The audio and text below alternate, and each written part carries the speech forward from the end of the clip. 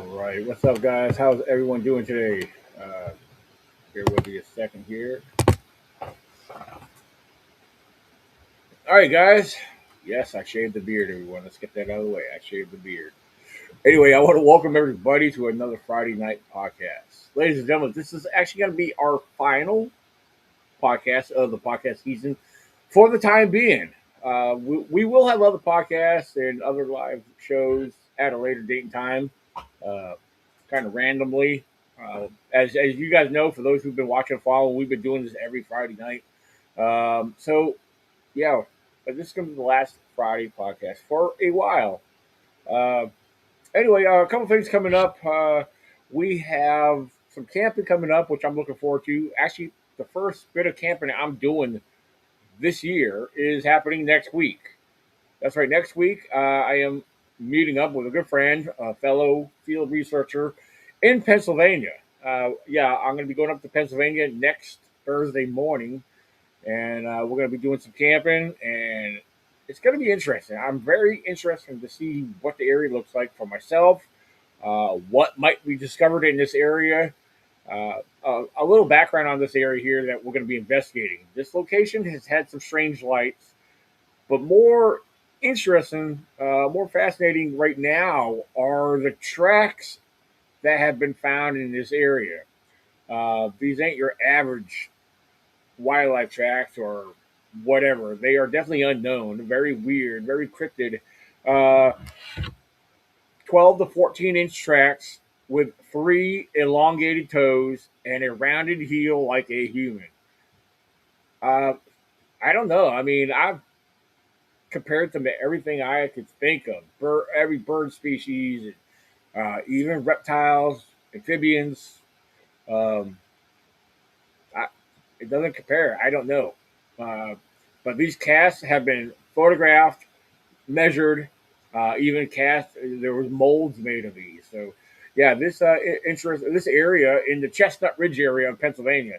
Uh, it's been having a lot of strange stuff. And from what I've gathered over the years, this location has had a lot of strange activity throughout the whole Chestnut Ridge area for itself. So yeah, that's coming up next weekend. We're going to be investigating that.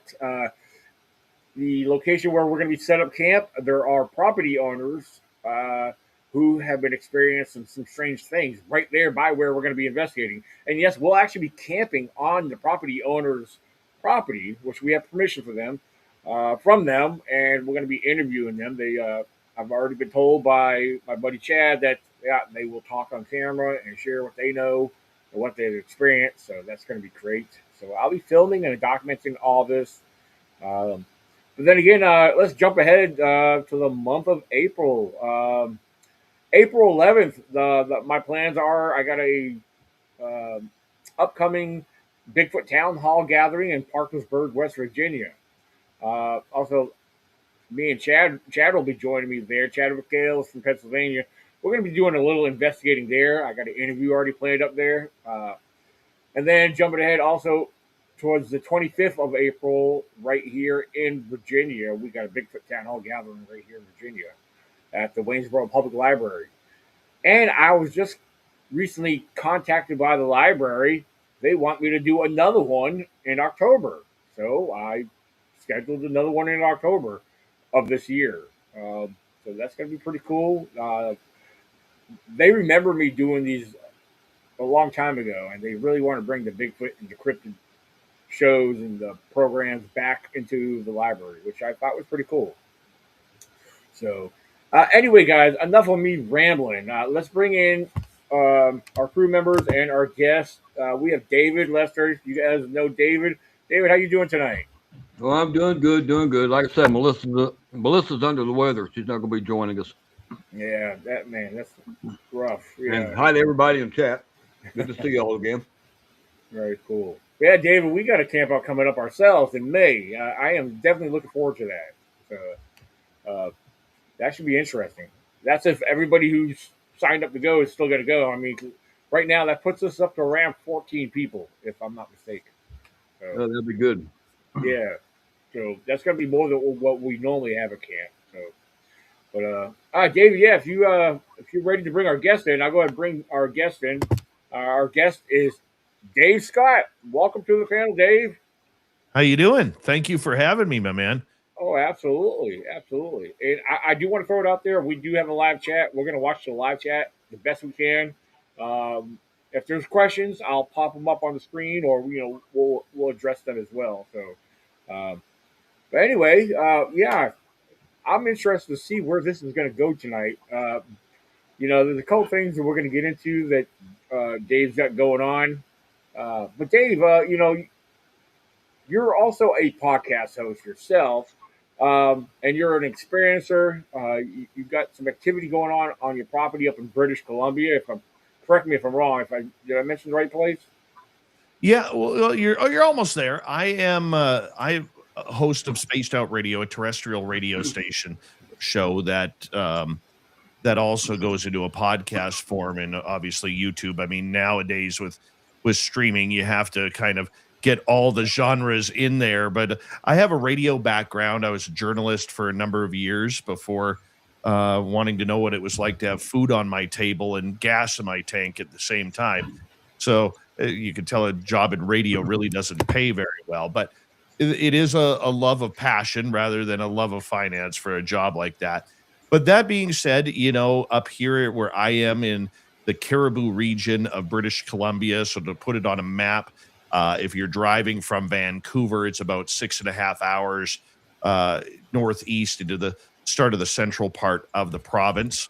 It is an area that is kind of situated in between the Cascade Mountains that run right into Washington, D.C., Washington State, Oregon, and the northern part of California. And then on the east of me, about a couple hours away, there's the Rocky Mountains. So I'm kind of situated right in between in this little piece of heaven up here. And the one thing when I moved up here about a decade ago that I didn't realize is that this area was filled with legends of paranormal, supernatural, ufological, encrypted creatures. And over time, I've learned this, and it's been just a whirlwind of activity throughout the forest, throughout the sky, and throughout the old Gold Rush Trail, which our town sits on. So, if you want to go back in history to around the 1845 mark, we're going to start this story in Virginia City, Nevada. That's where the silver rush began. And then when the prospectors moved into Virginia City and then making their way into Reno and started making their way north, they started finding gold. Well, if then you get around 1849 when the gold rush takes off, and that's how the San Francisco 49ers got their name, right, from the 49ers gold rush. And then that trail goes through the famed Oregon Trail that goes right into Washington State, which then crosses into British Columbia. And as you move north in British Columbia, from where I am sitting right now in my studio, about 3/4 of a mile as the bird flies right behind me is the Gold Rush Trail. Nice. So that trail, I will tell you, is haunted as anything. Okay. Any part of that trail, you could just sit there and wait for the ghosts to come to you. Like literally, it's that great.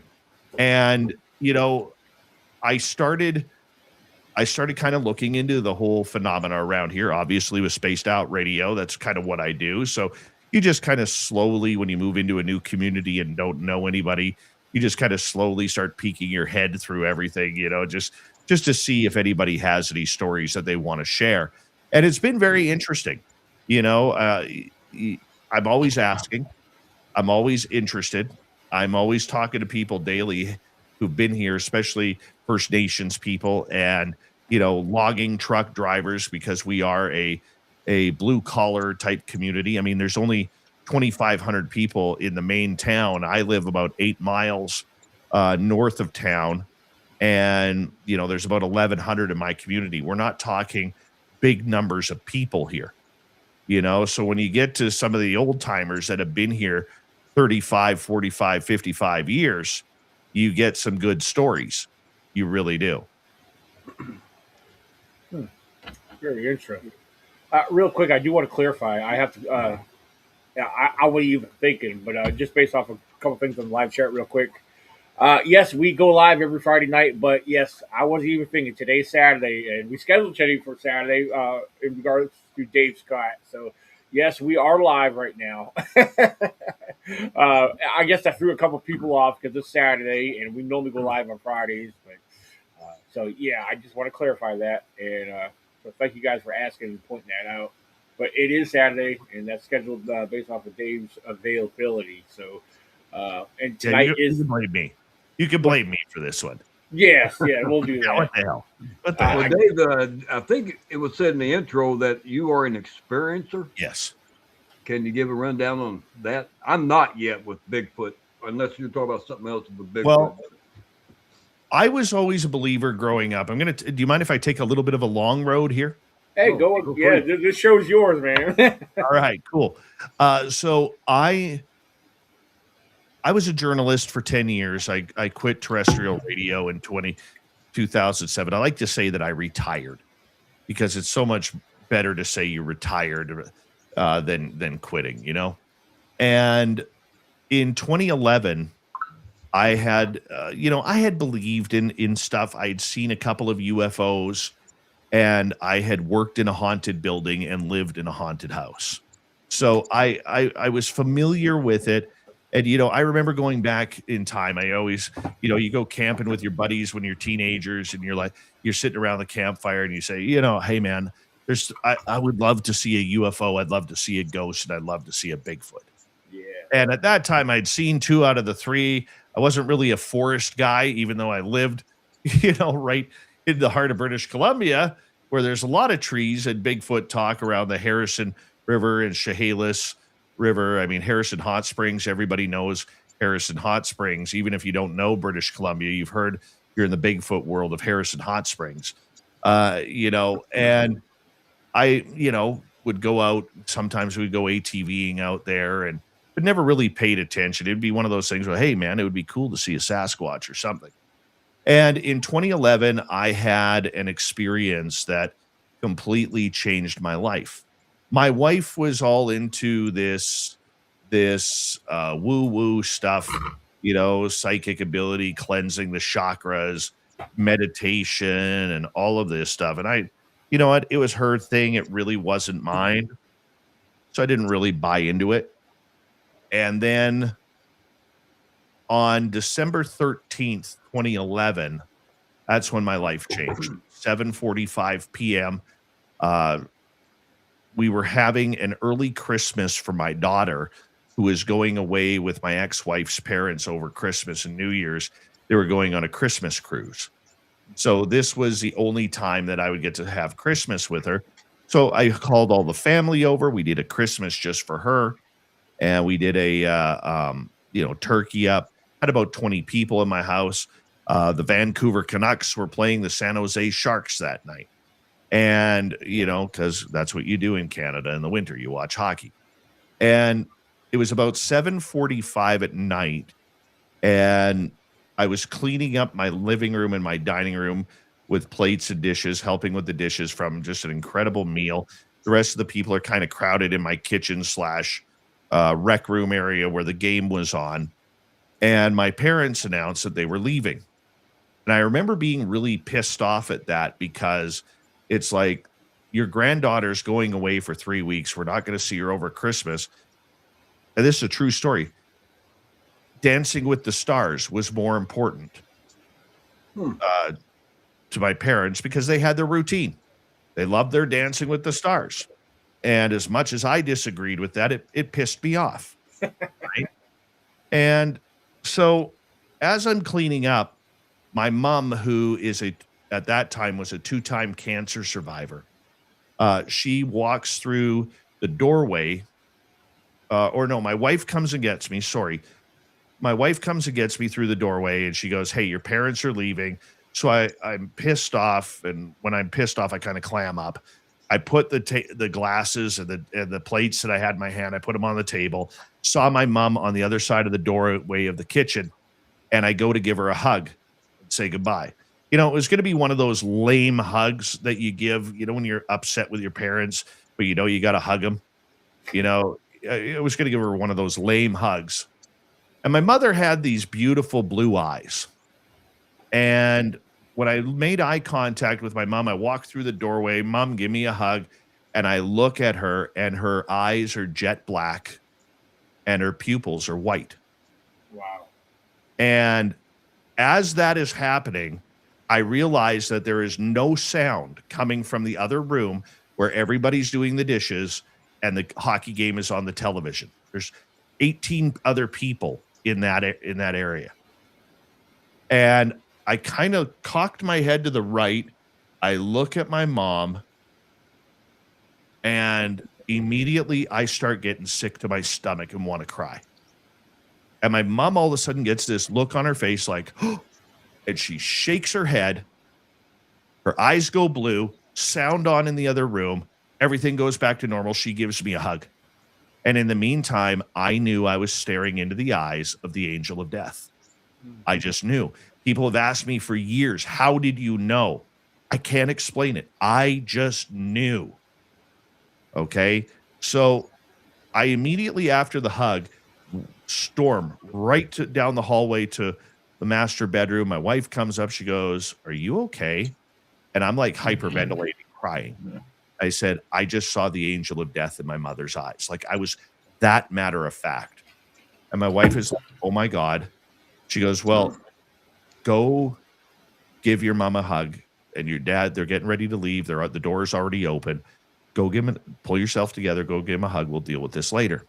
So that's what I did. Pulled myself together, rattled me, go give my mom and my dad a hug, and close the door. A couple hours later, after everybody has left, my wife and I walk into the living room of our house, and she moves our couch. We had a love seat, then a square table, and then a couch. She moves the couch up to the table, and I'm sitting on the love seat, and she starts lighting all these candles on the table, white candles.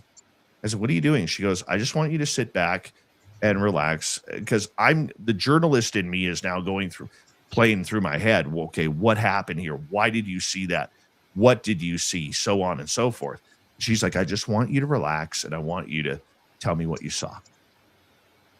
I don't remember the next 38 minutes because what happened was I was given permission to remember snippets.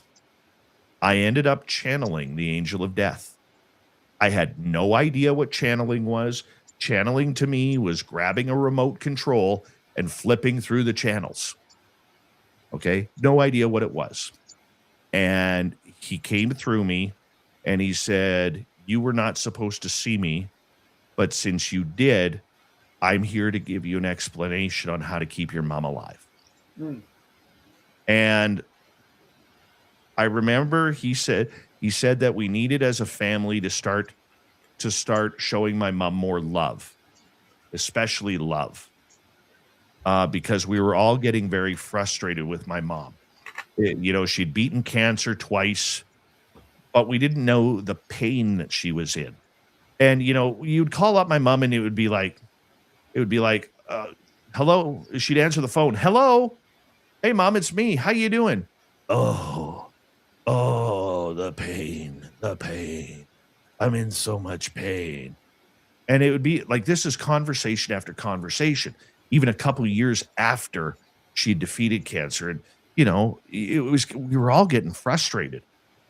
And the angel of death said to me, "Your mother is really sick. And if you do not start treating her with more love and respect, I'm going to take her home." He didn't say heaven. He didn't say hell. All he said was, "I'm going to take her home." So I did what I was supposed to do. I talked to my family about it, told them what I said. The only person I didn't tell was my dad, because even though my mom and dad at that time had been married for 42 years, 43 years, my dad was a five senses guy, and he didn't buy that stuff. And so I kept it from him. I told everybody else, and I got another 12 years out of my mom. right? My mom would have never met my son. And it's an emotional story, but it's a good story. And after that happened, within 2 days of that incident, my house started becoming haunted. And like we would be seeing ghosts, my kids would be seeing ghosts, you hear things knocking around all the time. Never happened before that. And then all of a sudden I started getting all these premonitions. And I'm like, I need to do something about this. Like, what is going on? And so I ended up meeting a gentleman who became my guru. His name is Pascal, just a monster of a man. You know, he's probably 6'4", about 340 pounds. Yeah, that's a People big would guy. look at him. Yeah, big dude. And people would look at him on the, you know, if you were to look at him walking down the street, you'd think, oh, that's just one big chunky oaf. But he's brilliant. And when he shakes your hand, he lets you know how strong he is. Right. And so we set up a time for us to get together, and we sat around. I was telling him what was going on and telling him about the channeling and all of this. And he goes, it's 11:30 at night. And he goes, you want to go for a drive? Just you and me, Dave. Do you want to go for a drive? Like, dude, I got to work in the morning. He goes, so what? What's the worst thing that happened? You lose a couple hours sleep, you have a nap tomorrow. Like, that's just the way he talked. I said, sure. So we hop into his car at about 11:40. I put my seatbelt on. I'm in the passenger seat, and he puts his hand on my back. And I could feel his energy coming through this giant paw of a hand. And he asked me probably the biggest question I've ever been asked. He goes, how far down the rabbit hole do you want to go? And I foolishly said, all the way. Because I thought it was going to be good. We were going to communicate with some ghosts. I'm watching all this stuff on television, you know, and why not? Yeah. Right? Why not? Did you regret that, saying that? At times I do. Oh, wow. At times I do. I lost a lot of friends, dude. Like, because your good friends start thinking that you're nuts, you know, even though you're like showing them proof and evidence, like with the experience. Did you see that? Did you hear that? You know, and it didn't matter what I did. I ended up losing some of my best friends over it. I have friends that one guy I was best friends with for 28 years. He thought I went loco, which I did not. You know, I just developed a new sense of awareness. And yeah, best friend for 28 years, gone. Another best friend of 10 years or 20 years, gone. You know, because I moved into a direction that I needed to learn, and they were not ready to understand. So from after saying, how far down the rabbit hole do I want to go? And I'm saying all the way, I end up actually working with Pascal, channeling a little bit more. He's working on my intuition. I'm fighting it every way that I can, not really grasping or understanding. And after about a year of this, he's like, what do you want to see? And I'm like, man, I really want to see Bigfoot. He goes, great. Tell me when. I said, I don't know. I just get the feeling it's going to happen in July. This is 2013. And it doesn't happen in July. And then all of a sudden in September, we were at a friend's house, and he had 10 acres in the backwoods of our town. And it backed onto the forest, and he wanted to take me on a trail in his backyard because he had a paranormal experience there as a kid. And this was a family property that family had owned for like 40 plus years. And so we start walking on the trail, and we come across this bend in the trail, kind of like a chicane in the trail.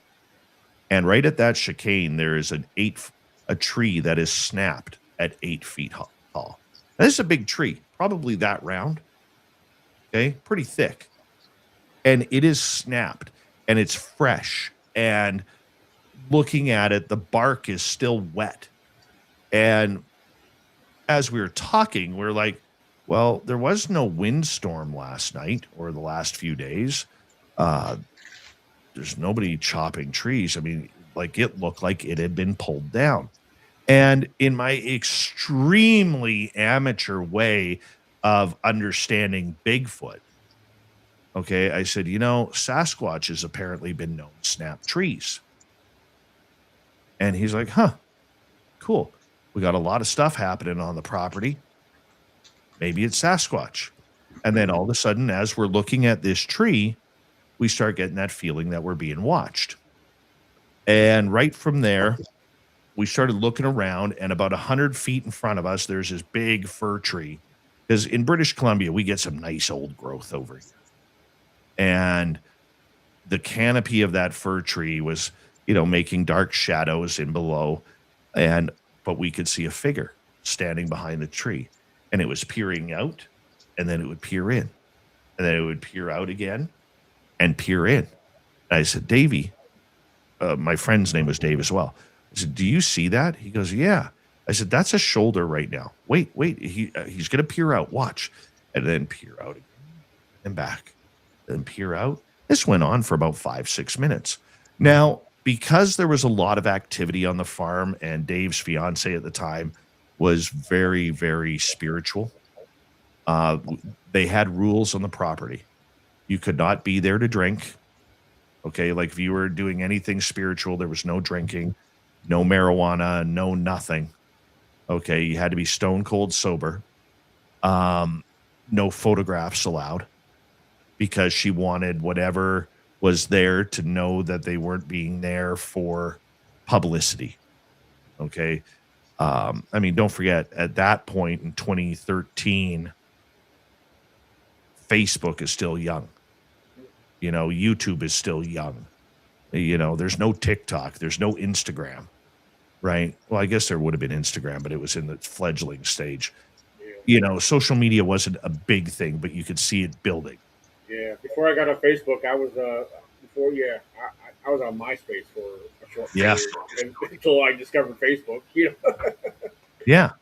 So Dave and I are standing there. We're seeing this, and Dave says, I think we should go. We should leave him around because we don't want to scare him off, and we don't want to bug him to the point where he feels he can't come around our property. Okay. So we literally wave. We say, thank you. We're going to go now. And we turn. So Dave turns directly around. Okay. So he does, if you're looking at Zoolander, he does the Magnum and turns left. I turn to my right. And as I'm turning right, so if this one was straight ahead of me at high noon, as I'm turning to my right to turn back down the trail, I look and I see this tree branch shaking vigorously. And so if this guy's at noon, this guy's about 70 feet away, 60 feet away at about 1 o'clock, 1:30.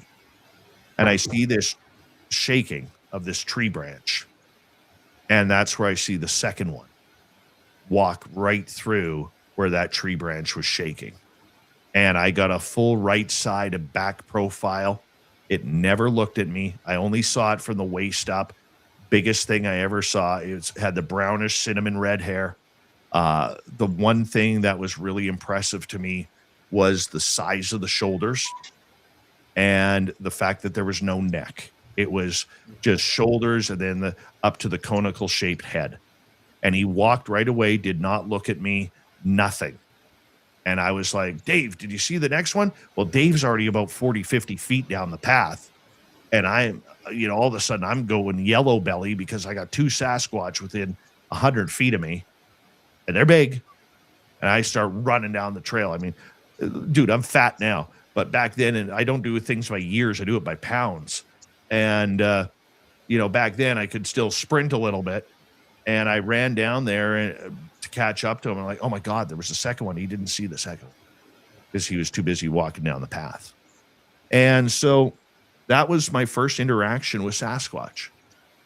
And it was an amazing experience. It was a euphoric experience because I never thought I would live my dream of seeing a ghost, seeing a UFO and seeing a Sasquatch. And my love for that, I was still paranoid about ufology. I had seen the movie Fire in the Sky, and I really didn't want anything to do with them aliens or UFOs. But that took off in 2014. And from there, it just, everything's happened, man. Like I'm what you call a multiple experiencer. You know, a lot of people, you know, everybody has critics in what we do. A lot of people will say, well, where's your proof? Where's your evidence? And I say, I have my story. And if you don't want to believe me, that's okay. I used to argue it.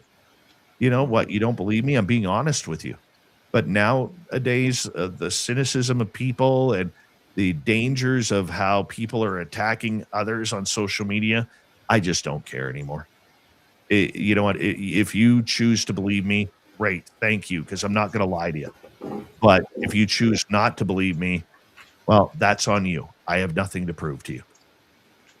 Right. Absolutely. A lot of people don't want to be taken out of the norm, the day-to-day life. I agree 100% on that. All you can do is tell your story. If they want to listen and take in and maybe learn from it, that's one thing. But for them to step back and criticize and want proof, and people, you know, they got to understand that a lot of proof that you're not going to get it because things happen on the spur of the moment. You're not going to be prepared to with any kind of camera equipment unless you're, you know, pre-set up or whatever, to be able to capture stuff like that. I mean, when it happens, and then it's over. Then you realize you got a camera in your hand, you know? Yeah.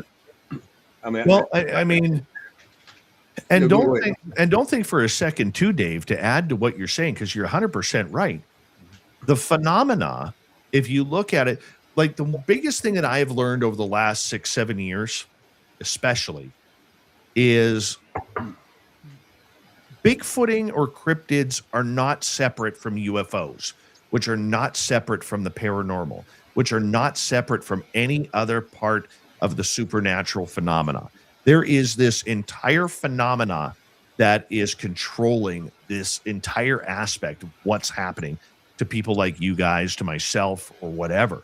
And from that perspective, it makes sense to me that all of a sudden everything happened, you know, and that's when I started the radio show.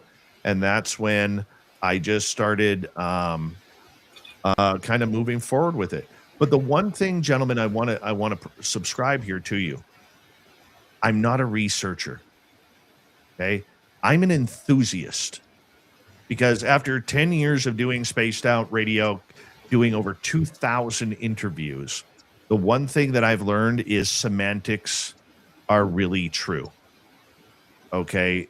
People use semantics to change what their definition of themselves is.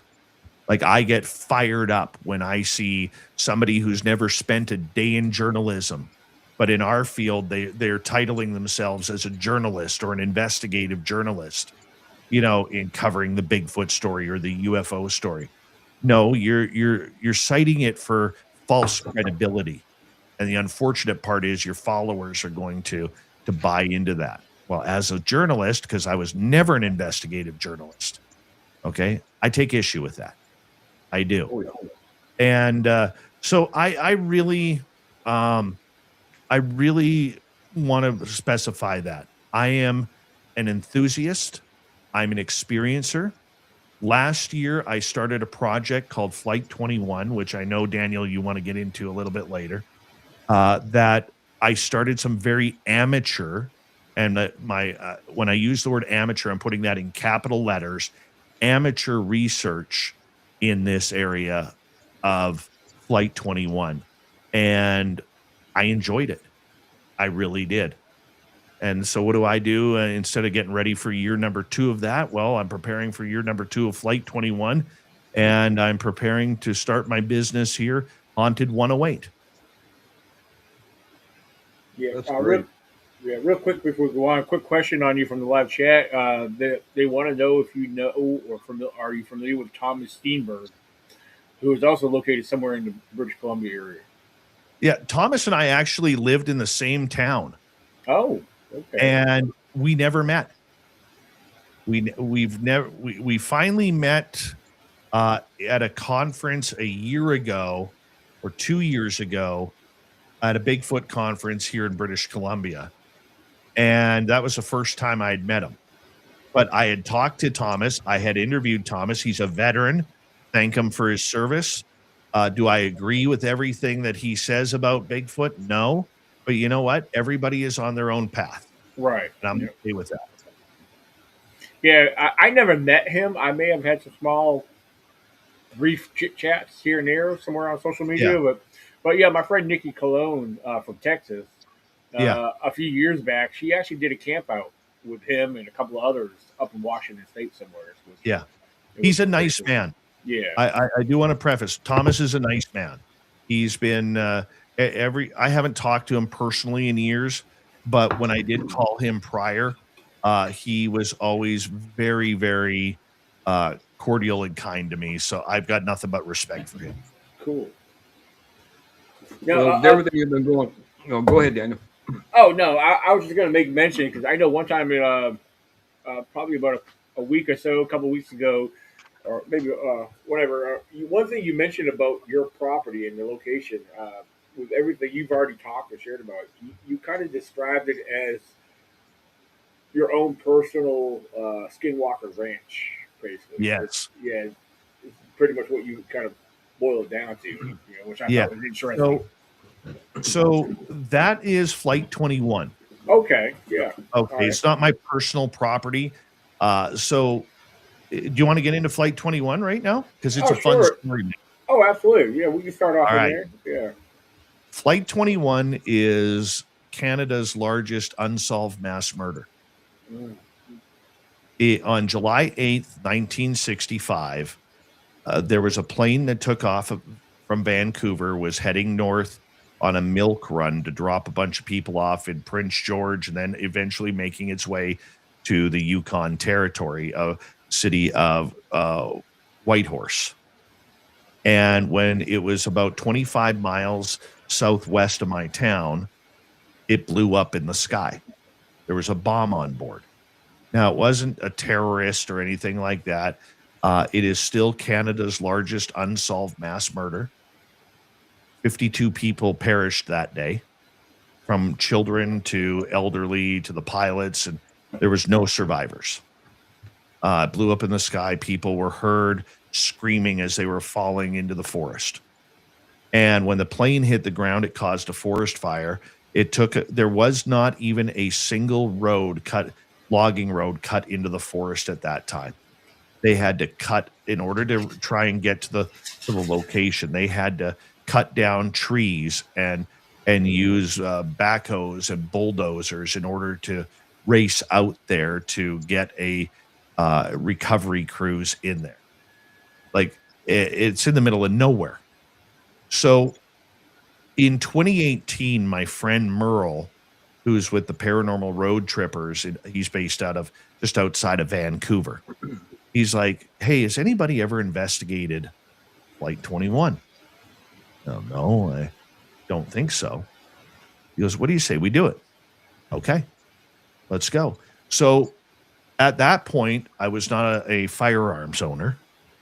And so I was the driver. Merle was the paranormal investigator. And we brought a buddy of mine, Mark, out to be our armed guard, because in our area, we have a lot of animals that want to kill you. Okay. Like we have 1,500-pound moose running around, and moose are more dangerous than bears. Yet this is a grizzly bear territory. It's a black bear territory. There is mountain lions in that area, including one resident mountain lion. There are wild horses there. There's wolf packs there. There's badgers, like a lot of stuff that could kill you in the forest. And so when you go into that area, you go in armed. And it's a very claustrophobic area. Okay. It really is. And I want to see if I can just add something.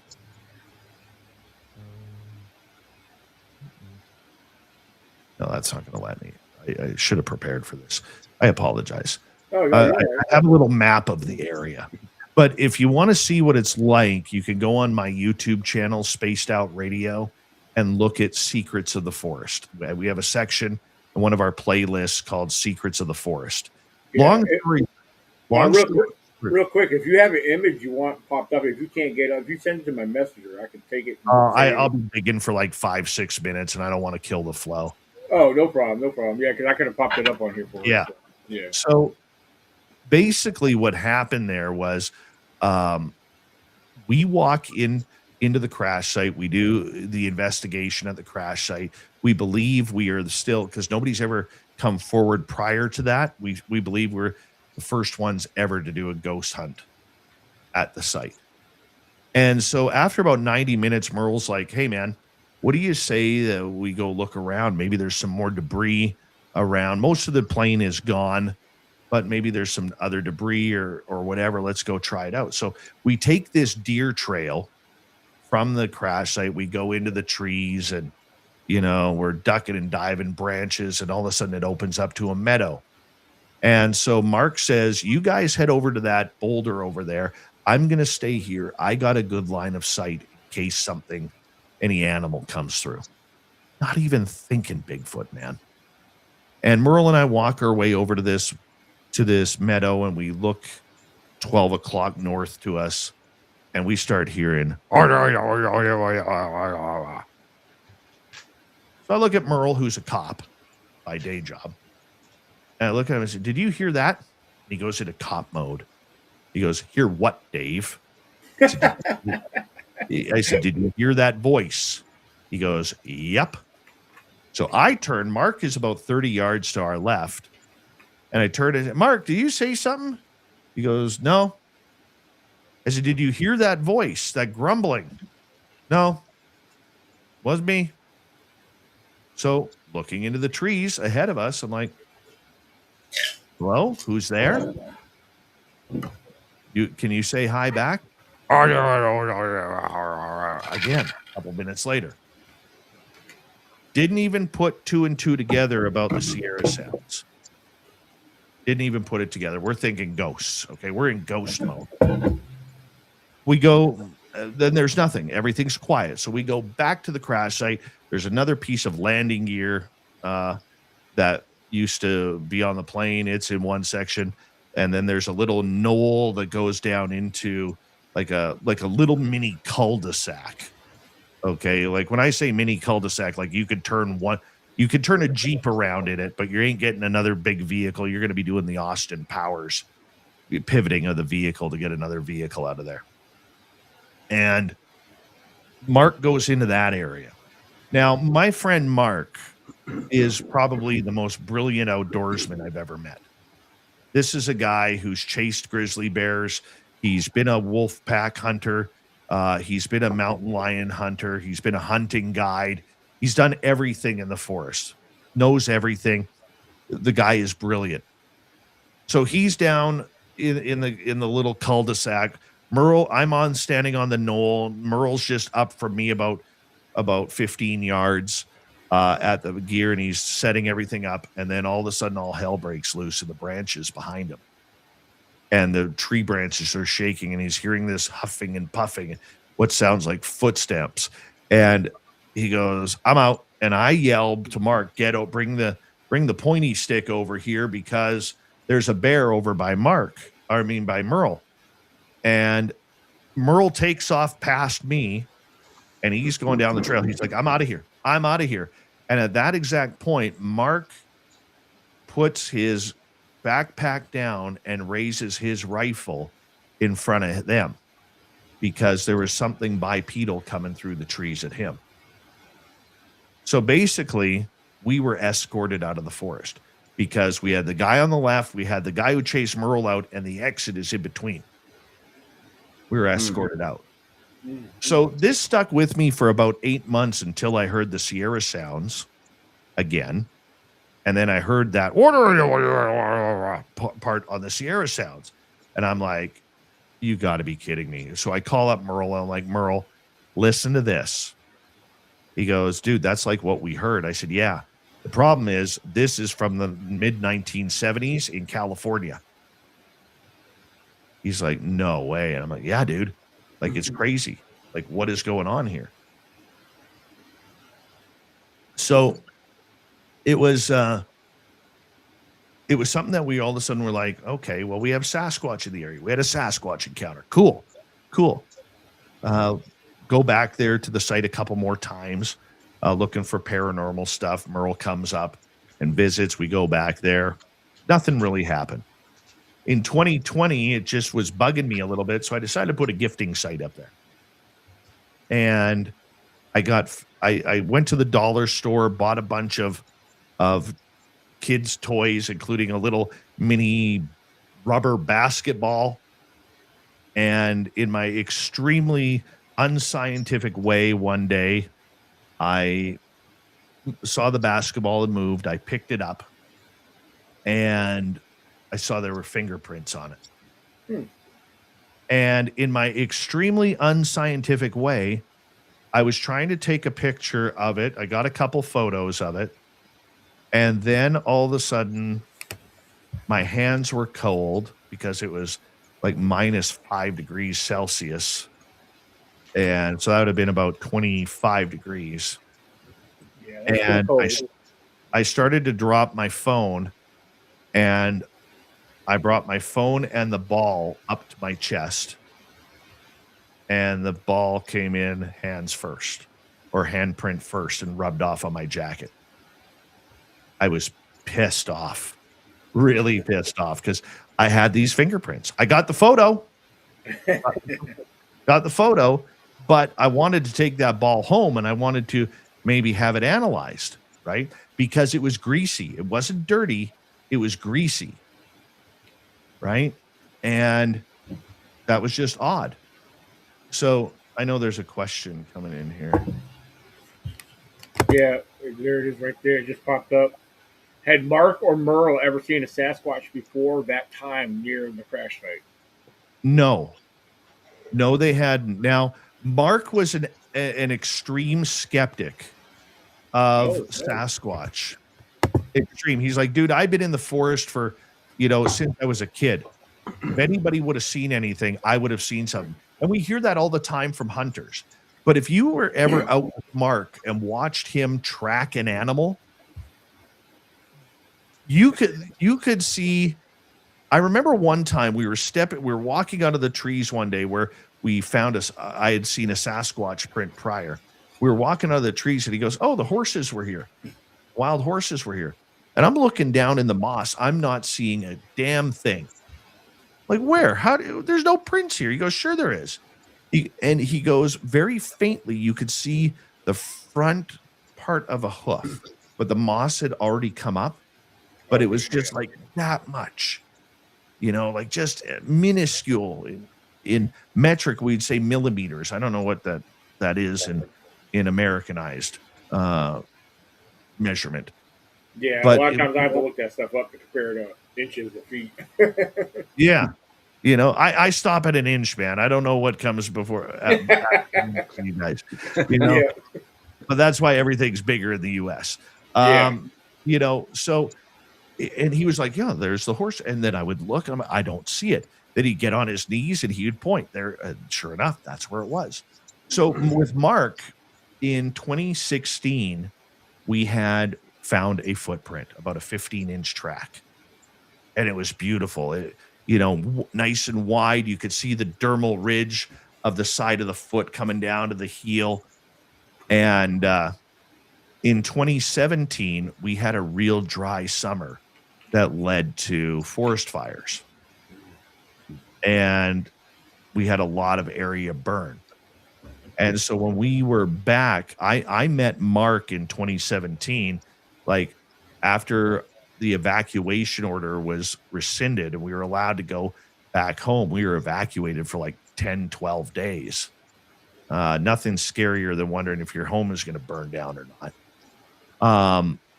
I'm like, hey, so do you believe it? Or, he pulls into my driveway because we had a mutual friend. And he's like, hey, man, I just wanted to meet you. I was listening to your show while the forest fires were going on. I just want to say thank you. Kept me comfortable. Do you believe in that Bigfoot? Yeah, I do, man. I've seen two. And he's like, man, He goes, I don't believe it. I don't believe it. I've spent too much time in the forest. I said, you want to go see a footprint? He goes, sure. Because the ground had dried so much that the footprint that was that we found in October had dried out right in the forest. So it was still there. So I took him to that print, and he went down on one knee for about 15, 20 minutes. And all he was saying was, I can't believe this. Like, what is this? I can't believe what I'm seeing. And I'm just laughing at him, right? And he's like, I can't believe this. Like, what made this? I'm like, dude, that's a Sasquatch print. He goes, I know, but it's not supposed to exist. He goes, but that's a footprint. He goes, there's the toes, there's the dermal ridges. And like, it flipped him out. And he was addicted to it right from that moment. And then did you get a cast of it? Our area, you can't cast. You cannot cast in our area. Certain areas you can, but David, the grounds here are so dry. Like our dirt doesn't hold water very well up here. Mm. Okay. And so what happens is when you find a footprint, you're only seeing the top of it. There's most of the time when you see a print here, we don't get a full indentation. Gotcha. Okay. All right. We just get the outline. Yeah, which I've seen that for myself here. It depends, like you're talking about. Depending on conditions, yeah. Yeah, that yeah. And the terrain. The terrain has a lot to do with it. Yeah, absolutely. And our area is very volcanic. Go back a million years. I'm living in where I'm sitting right now is a volcanic lake.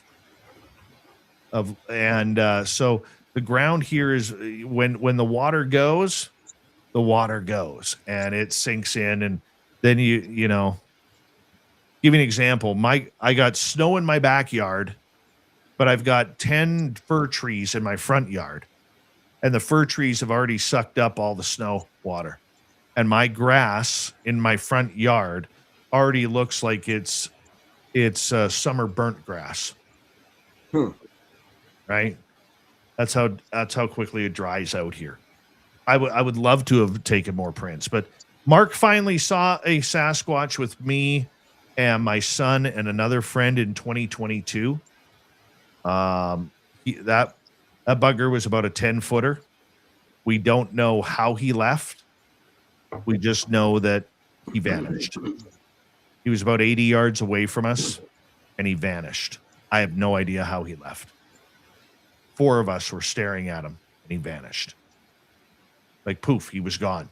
Like 1 second, like for 10, 15, no, probably a minute or two, he's there. And then he kneeled down. And then all of a sudden he was gone. There's like a common denominator between the vast majority of sightings. In that case, if he would have went to his left, our right, he'd have went down into a marsh, which he would have had to climb over a bunch of fallen dead birch trees, which would have made noise when he stepped on them. If he went to his right, our left, he would have to cross a logging road and go up an embankment about 6-7 feet high before getting up on the upper tier and running off. If he went backwards, we would have seen him fade into the darkness because it was night out when we saw him. Okay. And if he came forward, well, obviously we would have seen that. He was standing in that classic Sasquatch pose, and then he kneeled down, and boom, he was gone. Did he crawl his way out? Maybe. Or did he vanish? Maybe. Who am I to say? I don't know. No, we don't know. I don't know. That's a lot of questions we all want to try to get answers for. Yeah. But getting back to Flight 21, in 2020, I put the gifting site up, and the site I'd been there a few times between 2020 and 2023. 2023, we actually had a camera crew come with us for an investigation there. And it was an independent company, some friends of mine from the US came up and they're like, man, we want to film this location. Okay, let's do it. Now, the footage has never been released, it's never went anywhere, but it got real. It got very real. Flight 21 is a smorgasbord of paranormal activity. It started off on the Friday night where we walked away from main camp.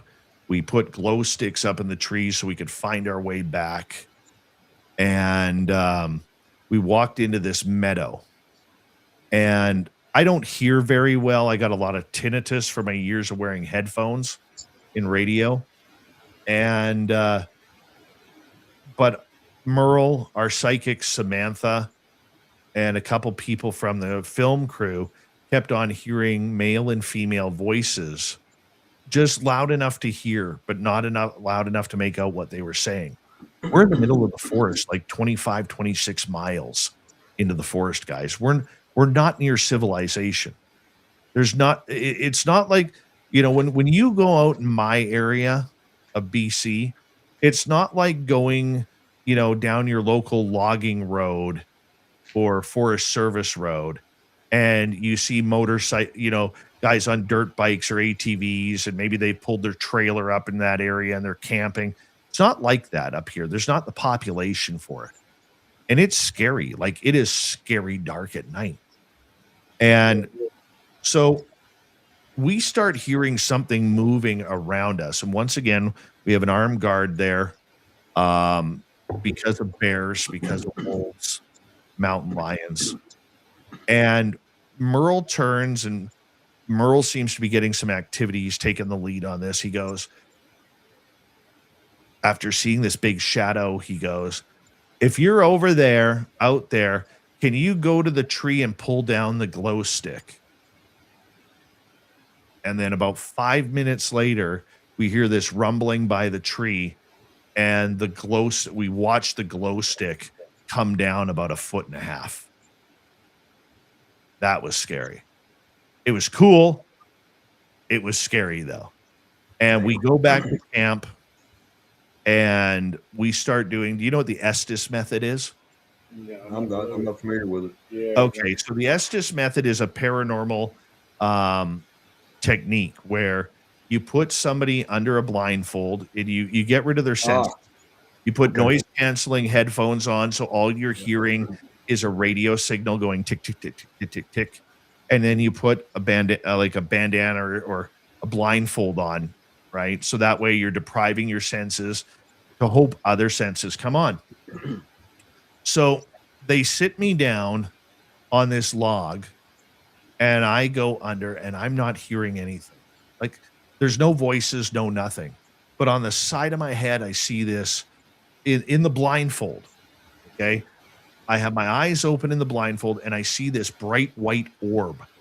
Like, it's right here. And it's so bright inside the blindfold that I actually have to close my eyes to block it. And then, like a ticker tape parade, a ticker tape, I'm watching these alien gray heads kind of go like tick, tick, tick, tick, tick around me. Then it turned into reptilian type eyes.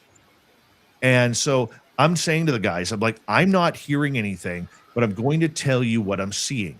And I start describing that orb. And one of our camera guys, the director, has a psionics camera. And our armed guard pats him on the shoulder, says, hey, look up. And as I'm describing this white orb, above us in the sky, there is this white orb hovering there. And it starts coming down towards the trees. And I've never seen this footage, but it's been described to me. And as it comes down, it goes from an orb to like a hula hoop shape. And then eventually, as it hits the trees, it dissipates. And this is where I don't know what's going on. I'm just seeing this white orb in here. The next day, shit really hit the fan. That's where it got really cool. On day 2 of our investigation out there, it was about 7:45 at night, and I start getting the feeling that we're being watched. So I call my psychic friend over, Samantha, And from base camp, we walk probably 50 feet down the path. And I said, there's something over here, Samantha. There's something over here. And we're talking. She's like, well, what do you think? I said, I don't know. Like, I'm running through my Rolodex of energy. And I said, I think it's alien. I really think it's alien. And Samantha is a lifelong ET contactee. And all of a sudden, under our feet, gentlemen, it starts. Remember, we're in the middle of the forest. There is no pipeline. There is no electricity. There's no cell phone signal. There's nothing. We're in a dead zone. And we start feeling vibration under our feet. Like literally, if you put a vibrator in the ground and then stood on top of it. Okay, that feeling. I get it. We call the director and the 2 camera guys over. And the one cameraman cannot feel it. He's an ex-Marine. He's wearing his jump boots that he films in, and the soles are too thick, not feeling it.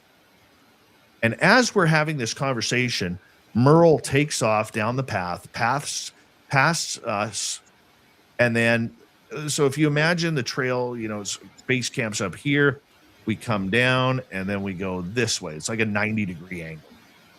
So Merle goes down that 90 degrees, and everybody's like, where's Merle, man? Where's Merle? Because we had a rule. Nobody goes off alone. And all of a sudden, way off in the distance, you hear Merle, nope. And he's speed walking back. Well, what's going on? Why did you go? All the crew is all like, hey, man, we told you there's no taking off alone out here. Like, we don't know where the animals. And I calm them down, and I say to Merle, I said, what was with the nope? And he says, something whistled at me. So in the feeling where I was getting that there was something in the trees staring at us. So if this is base camp up here, we're down here in this area of trees here. Merle is down here on the other path. I hope you could understand my fingers there. And he gets whistled at. Okay. So we all walk over that way. We start walking, and we walk past where he got whistled at, walk down at probably another 30 yards, and way off in the distance to the west, we hear this one-tone roar. And that roar lasted about 15 seconds. And it was one tone. And a lot of ranchers in our area use the forests around here to free range their cattle. Well, whatever roared, and I know it wasn't a bear, we know it wasn't a mountain lion, we know it wasn't a wolf, okay? And everybody's like, oh my God, what the hell is that? That is Sasquatch. We start hustling back to camp because we want to get back to camp because, like, okay, the night's about to take off here. And as we're walking back to camp on the straightaway, so remember, we're like this, we're over here, and camp is up here. We get probably 40 yards from the turn to go up the trail. Like, as the crow flies from here to where we were is maybe 50 yards, but to walk it, you have to take the long scenic route. And as we're walking from our base camp, we hear this guttural grrr, and it's like vibrating in us. And we're thinking, oh God, there's a grizzly bear at our base camp. No other way. We have one gun to protect 7 people. And we've got $30,000 worth of camera equipment sitting there. All of our food is there. All of our beverages, all of our supplies are there. And we're freaking out. So we start hustling, and I'm looking through the trees towards base camp to see if this bear is going to come through.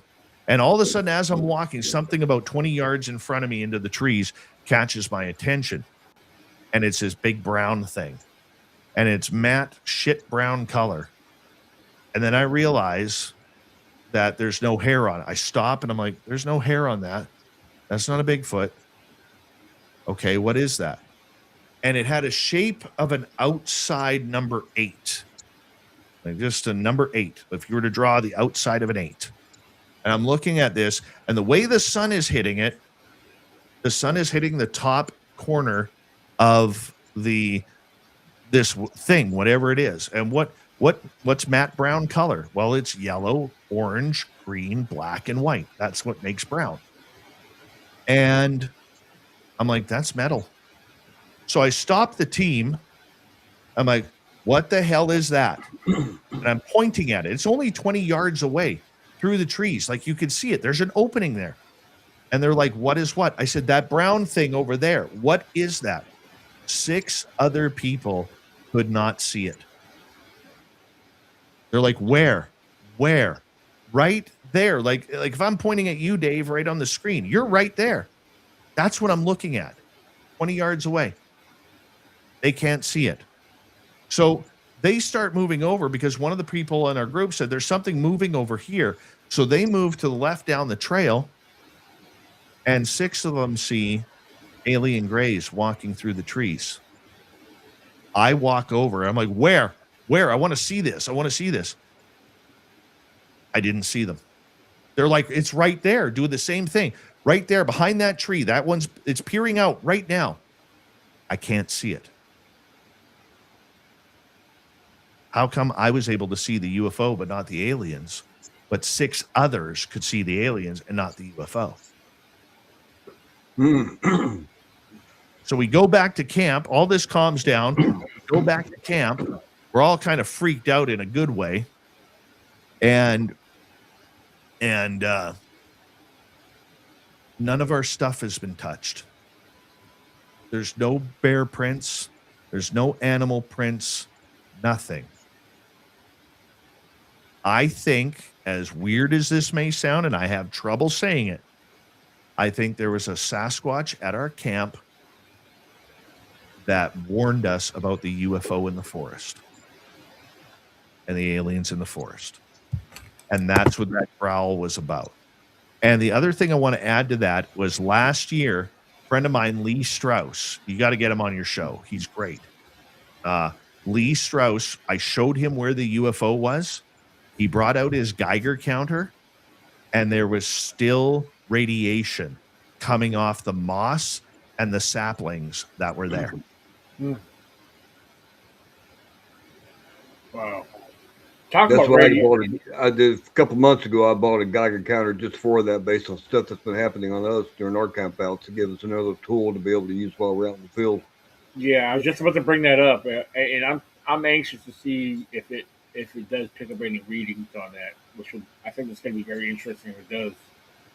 It'll be an ongoing thing. It won't be a one-time thing. We'll have it at every camp out. I'll have it. Right. You never know what's going to pop up when and where. I mean, right. It's just another tool. Yeah. David, there's a question on here from Robert. Robert's asking, Dave, have you ever been struck by lightning? I have not. Okay, because he goes on to say, I have heard some people who see Sasquatch numerous times have been hit by lightning. I've never heard of that before, but that's interesting. So, And no, I have not. I know last year when we were in our spot at Flight 21, we almost got hit by lightning.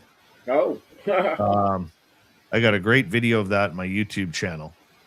But no, I have not. Okay. Flight 21 last year, we started investigating it, researching it once again on an amateur way. And it really opened my eyes to what's out there, because like I said, I'm not a researcher. How it started with that was going into winter of 2024, probably November, the place started haunting me. And I could see the location of the little cul-de-sac. And it was like, I would get these little clips in my head. When are you coming back? We're waiting for you.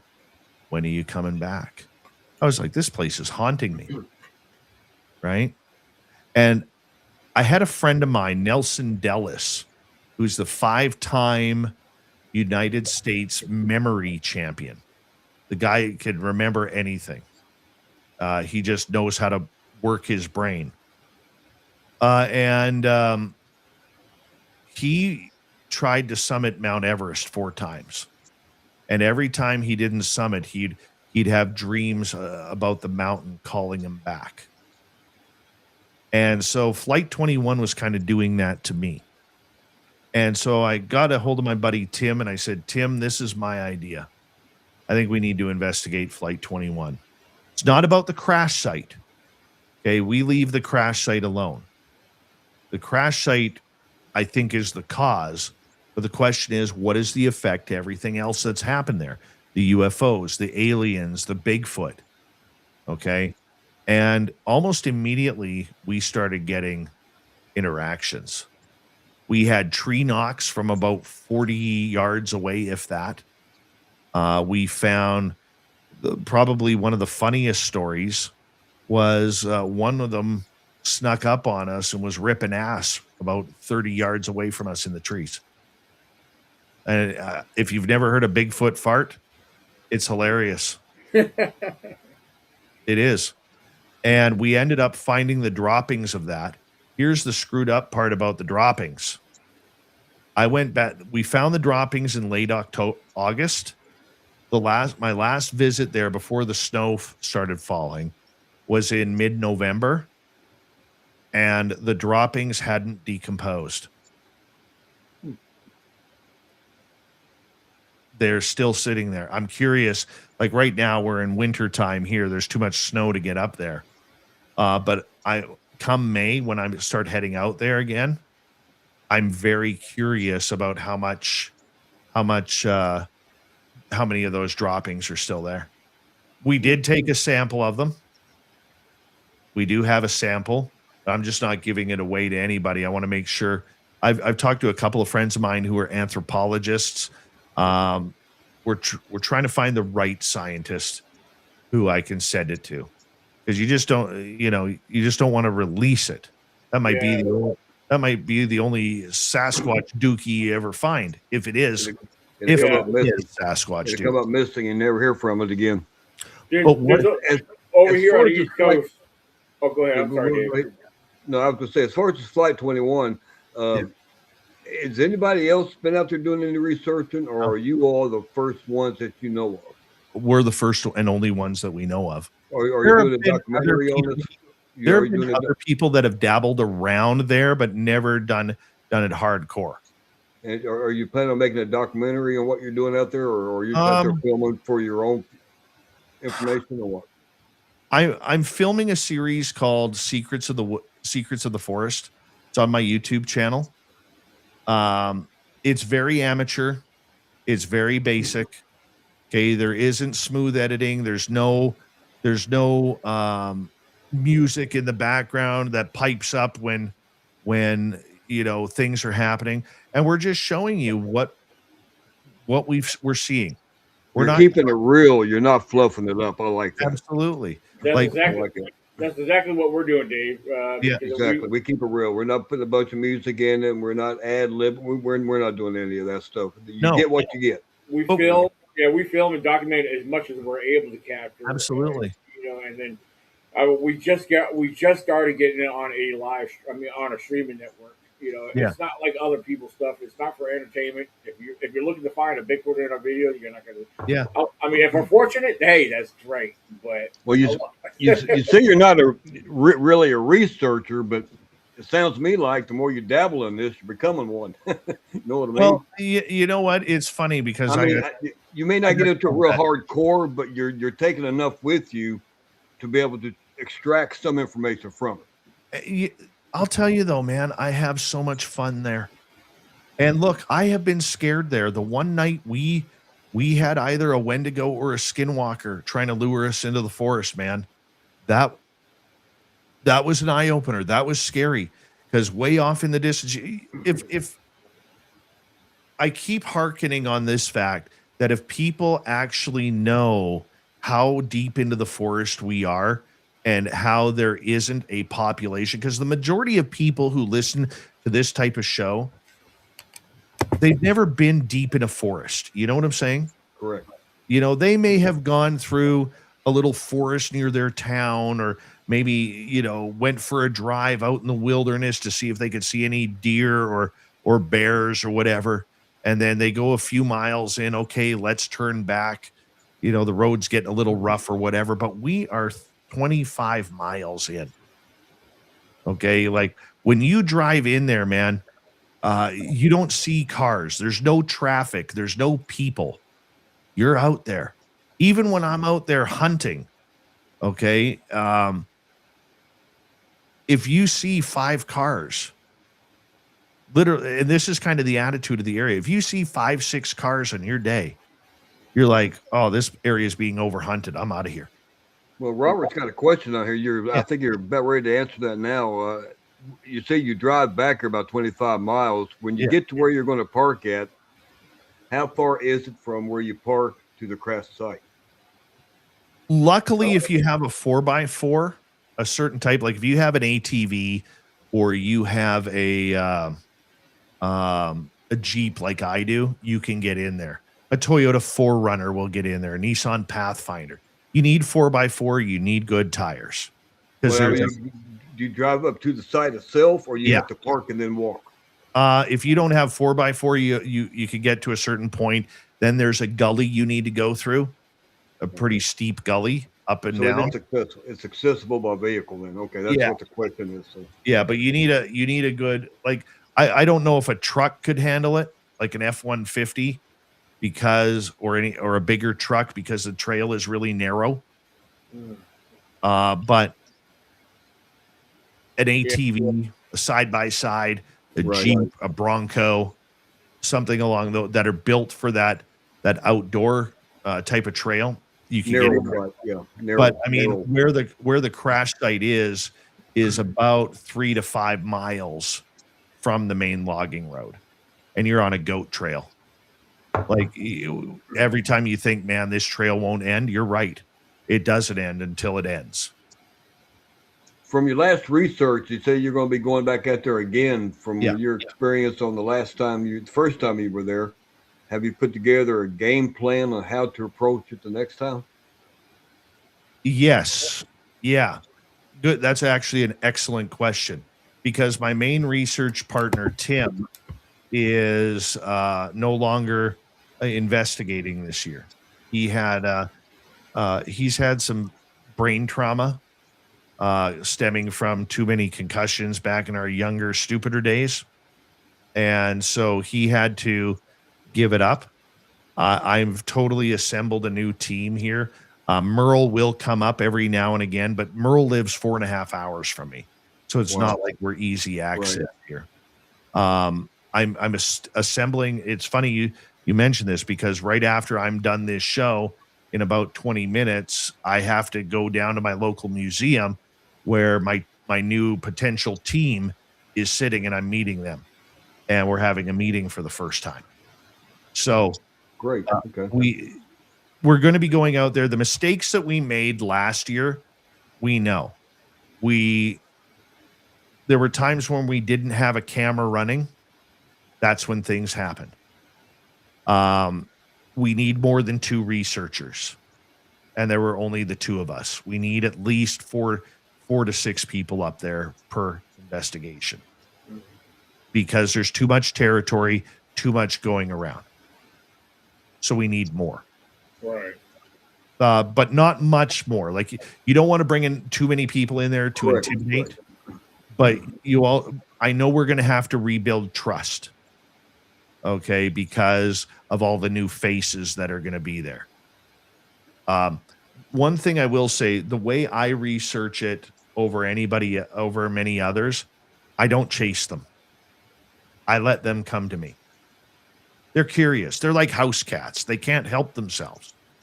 I let them come to me. Why do I need to pull a Todd Standing, put on a ghillie suit, and run 30 miles, down a trail that's only 10 miles long? I don't need to do that when they're going to come to me. And I think that's the best way to approach it. I know you mentioned you got to go here in a little bit, but camping with we met Daniel about 5 years ago. We've had paranormal memories all of our life and stuff, so I'm with you on that Yeah. aspect. That's too much to get into now.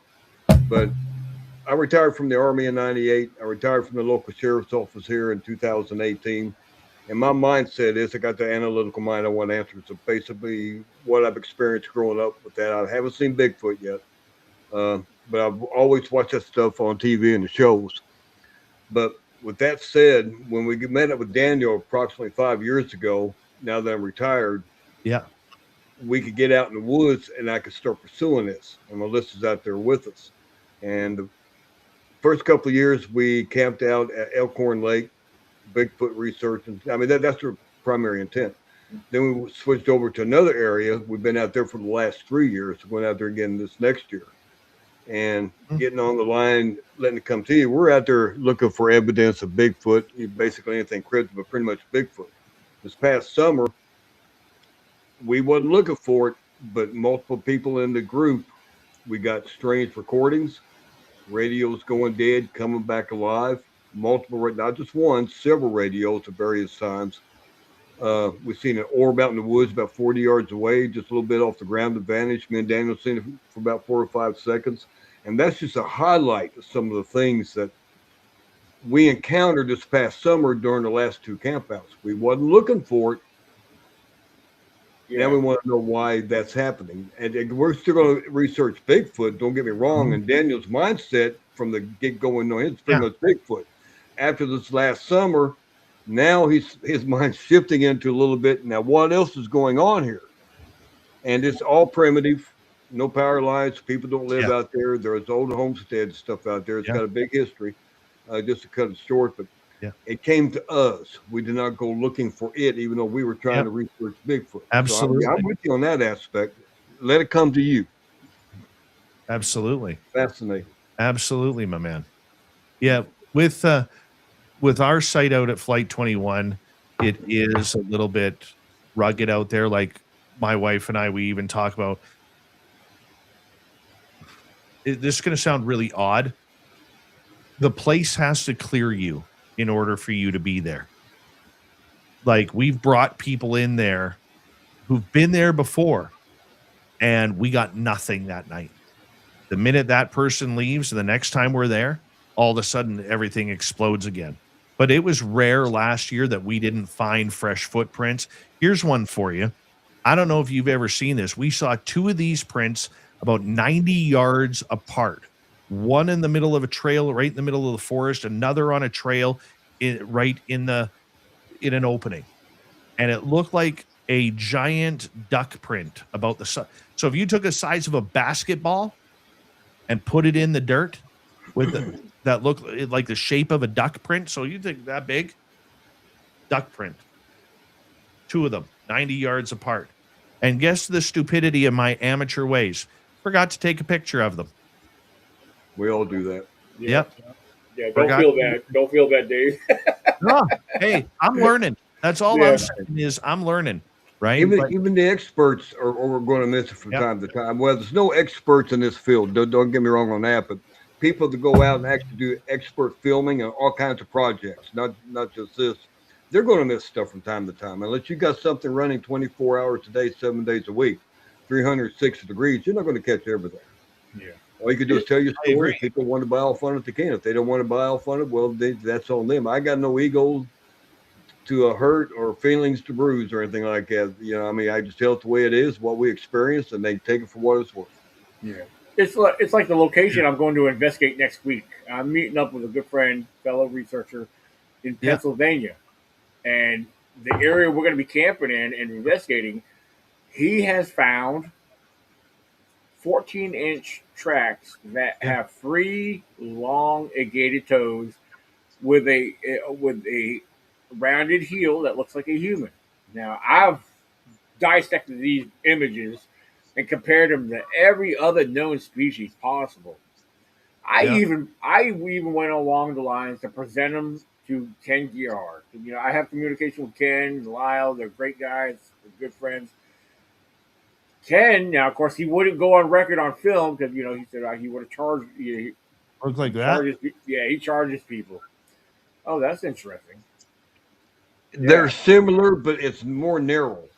yeah, Is what Daniel's talking about. That's a little bit yeah. wide. I wish I had him to pull them up here, but these were like the closest I could probably resemble or compare them to. Oh shoot, I can't really compare them to nothing. I mean, Ken Gerhardt said they were alligator tracks, Yeah. from Pennsylvania. People had and they escaped over the years.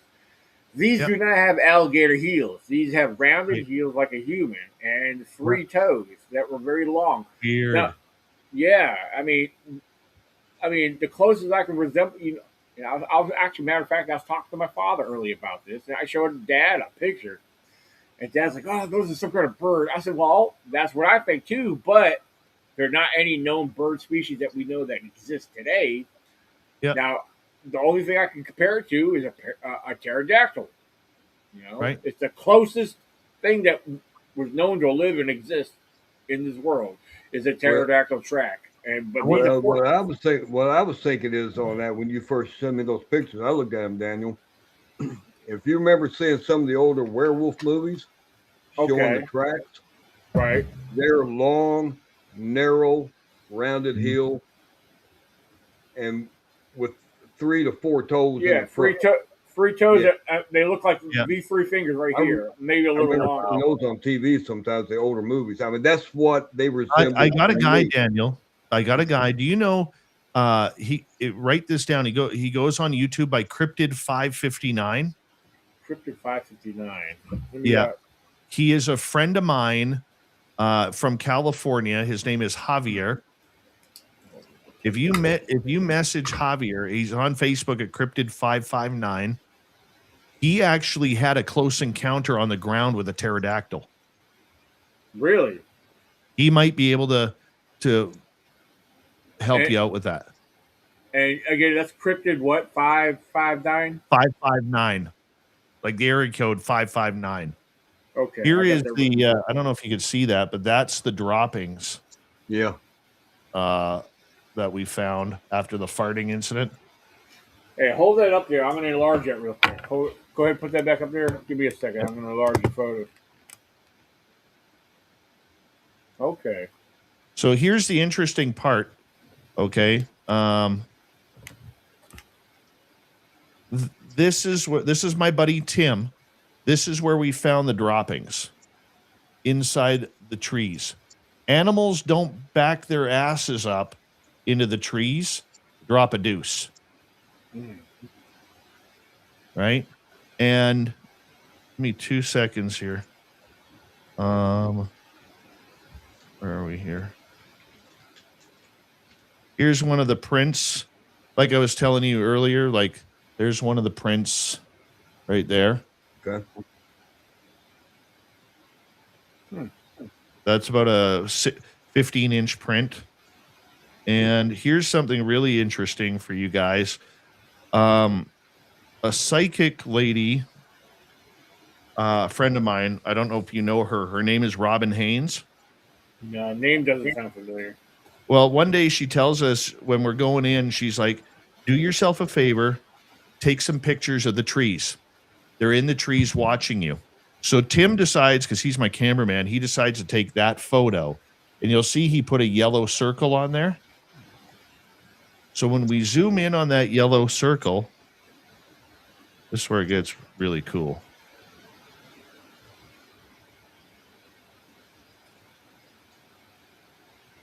Looks like a face right there. That's him. Yeah, right there, dead center. You can see the lips, nose, eyes. Yeah. Yeah, that's very interesting. Sure. And what's really cool about that, we know the tree. We know the trees that he was in. And we could not recreate that photo. We tried.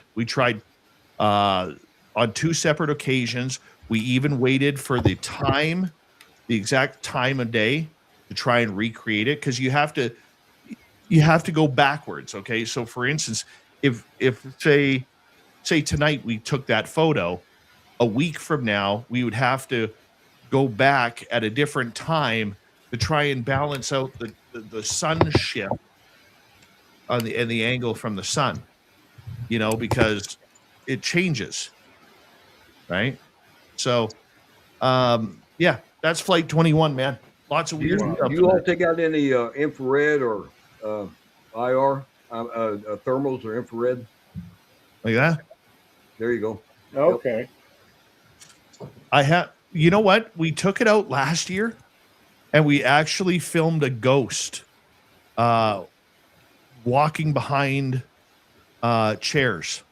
Like you could see like a blue image of a ghost just kind of like sitting on one of the lawn chairs moving.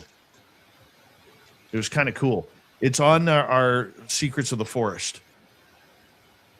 Do you set out audio recorders, just let them record overnight? No, because I don't usually go back there 2 days in a row. Oh, you don't stay overnight then? Oh no, I stayed the night there once before. Never again. Never again. No, too dangerous. Well, yeah, with everything you got up there, I can understand why on that. Yeah, I did. Did you want to talk about Haunted 108? I was just about to bring it up. I didn't know how much time you have left, but yeah, I got about 12 minutes. Okay, well, let's go ahead and do that because I know that's part of what I want to hear from you. Let's learn about that. Haunted 108 is at our local museum, which I'm headed to right after I get off the air with you. And it is considered one of British Columbia's most haunted locations. It's a collection of old buildings from our Caribou region that we've brought together in our area to try and bring some of the history out. And what we've done here is the museum is one of the only museums in the province that is not government funded. So it relies on donations and everything. And we're one of the biggest donators about Haunted 108. So what happened here was I decided to start a small company called Haunted 108, where we're going to turn the site into a paranormal adventure. We have ghost tours. We have paranormal investigations. We are in the process of turning the main house into a haunted bed and breakfast. And we figure with the money that we can generate from this as it builds and as time goes on, the money that we can generate from this will help keep the museum going for a long time.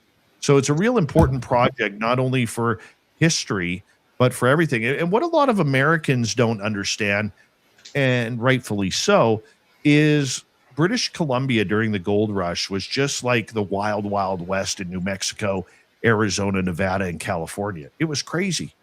Okay. And most of the villainous folk heroes, whether it was Jesse James or Billy the Kid or Billy Miner or the Kentucky Cannibal, they all came up here to rob people. Right. And so we have a couple of spirits on the property that are well known. We have one lady who is called Agnes McVie, where it's alleged that she killed 62 prospectors on their way back down for their gold and buried their bodies all over the place. I mean, is it true? We don't know. Many people believe it is. Others believe it's just a legend. Has this location been featured anywhere before, or are you all the first one doing it? We were really the first ones to do it, to set up the tour. It has been on a couple of Canadian television shows. One of the shows was aired in the US, so you can see my fat ass in that little document. And but we have one guy, we have a Clydesdale barn. Daniel, if you can bring up on Facebook Haunted 108, if you could, or I can, or here, I think I can. Share screen. Let's go. You should be able to have the option to do a screen share. All right, let me just go to my Facebook here because all you're going to see is hockey right now. Yeah, go figure. I know. This is one of my favorite captures, guys. Okay, I'm going to show you a couple of my favorite captures here. Where is the video? Okay, so if we take this video here, Back in And 2017, let me just fast forward. So this barn right here is what we call the Clydesdale barn. It was built in 1908 for Captain Wilson. Captain Wilson died in World War I at the age of 35, but he loved his Clydesdales, and at one point he had over 100 of these. Now this log barn is about 70 yards long. I can't wait. It's my favorite building. I'll actually be in it tonight. And we've had ghost horses in the barn. But in 2019, I captured a ghost photo. And in 2024, somebody had posted a picture of Captain Watson. I didn't know what he looked like. but you can see This is allowed the to go wrong video. up We'll get the to that one in a second. Let me find the Captain Watson video here. Where is it? Where'd it go? Should be in here. There he is. So that's Captain Watson. Jeffrey Lancelot Watson Okay. was a young And British then have in reported seeing the 2019, I caught this photo right here. You can see the image of a face. I'm hoping you can see that. Yep. Pretty clear, Okay. too. Now, here's the creepy part, guys. If you don't believe the paranormal is real, check this out. Oh, wow. That's where it gets cool, guys. Like Yeah, you can see the military hat, you can see the darkened eyes, the same nose, It's the a very mustache. clear. Yeah, it's a Looks very like clear you- side profile on the face. Looks like I can see a collar, too, on a jacket. Yeah. Yeah. That's Captain Watson. Wow. And then the other one I want to show you, this to me is one of the greatest photos ever taken. Okay. In 2017, we were doing a ghost tour, and we had a school teacher come out. If I play this, will the audio go through? Yeah, I got it muted right now, but yeah, I mean, I can hear the audio on my end, so that. Oh, should okay. be- yeah, you want me to unmute it? Here. Can we play this? Do we have time? Oh yeah, go ahead. Go ahead. Okay. Yeah, it's playing right now. I mean, yeah, once you Back hit in play- 2017, a lady named Connie was on the 108-mile ghost tour with her friend because her friend was really into the paranormal television shows and didn't want to attend the tour alone. So grudgingly, Connie came along and agreed to go with her friend to keep her company. Connie, a retired school teacher, didn't believe in the paranormal, thought it was all malarkey, but figured she would make her friend happy by taking the tour with her. During the tour, patrons are encouraged to take photos, 3 in a row, in fact, to see if they can capture something anomalous. When Connie's group was touring the upstairs of the Captain Watson barn, she took 3 photos of the catwalk. Little did she know, this skeptic would capture one of the best paranormal photos ever seen. Now, what makes this photo special is, due to safety, people on the tour are not allowed to go up the stairs onto the catwalk. Yet here was this figure, who only appeared on one of the 3 photos Connie had taken, standing there, staring back at her. When Connie checked her photos, imagine her surprise to find this photo on her Samsung phone. Zoomed in, you can see the deep dark eyes and what looks to be a deep, long scar running down this figure's forehead. It's an uncomfortable photo for certain. This wouldn't be the first time this entity has been photographed. He photobombed a second on the ground floor of the barn. It's hard to see, but you can see the white face with the pronounced scar running down his forehead. This ghost, spirit, entity has been seen almost every time on the catwalk during our ghost tours. Chances are, if you come on the tour, you'll see him for yourself. This is Haunted 108. Back in 2017. Fascinating. Yeah. That's fascinating. That dude knows how to attack people. I've been attacked by him twice. Wow. It's not fun. Not fun. We made a deal though. He keeps our patrons safe, but we make sure that he always has whiskey and cigarettes. And nobody goes up on his catwalk and nobody photographs them. Well, Yeah. That's quite fascinating here. Yep. So Jen? so the haunted 108 that with that cabin or that with that what is that what you call it, a cabin or stall or No, that one was in the Clydesdale barn. We got 11 buildings. We do 5 buildings on the tour. okay. And we're setting up a paranormal destiny, and people can go to haunted108.com or on Facebook haunted 108 to get in touch with us if they're traveling to from western side of the US and they're traveling up the old Alaskan highway. You have to pass the museum, stop in. We're going to have things happening quite frequently there where if you add a day or two on your vacation on your way to Alaska or coming back, you can catch something. And we're going to get in the main house, we're going to get a bed and breakfast going, so that way, how often do you get a chance to do a haunted bed and breakfast?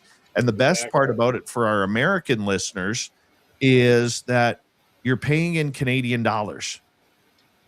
So right now the exchange rate is, I believe, for $1 American dollar, it's $1.39 Canadian.